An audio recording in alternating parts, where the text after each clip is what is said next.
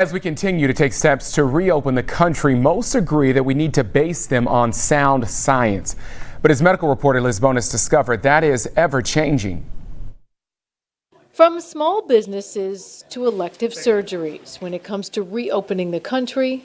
Well, we learned a lot from going through the first 8 weeks of this on how to keep people safe. But have we? What do we really know as the science has shifted?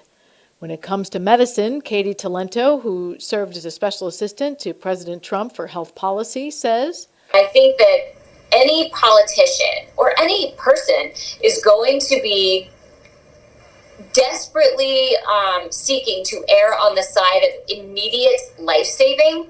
But when it comes to those who manage our money, the president wants to work with the states to safely reopen the economy so we can safely get people back to work. So here's what some of the scientific steps toward what some call a public health victory would look like as we reopen the country, at least until we have a vaccine or more immunity. First, masks can protect someone else from you coughing or sneezing on them if you need to have close contact. Keeping away from others can help reduce prolonged contact, so stay 6 feet away if possible.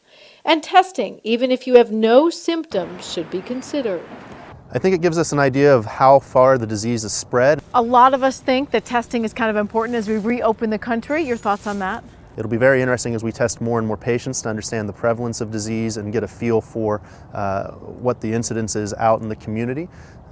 It does drive decisions, so as the state and the federal government start to make decisions around loosening restrictions, having an understanding of the spread of the disease is very important. At the end of the day, we don't know how many lives would have been sacrificed if those choices weren't made, and now how many lives and livelihoods are going to be sacrificed because those choices were made. Victory in public health is always, that turns out to be a nothing burger and everyone thinks you overreacted.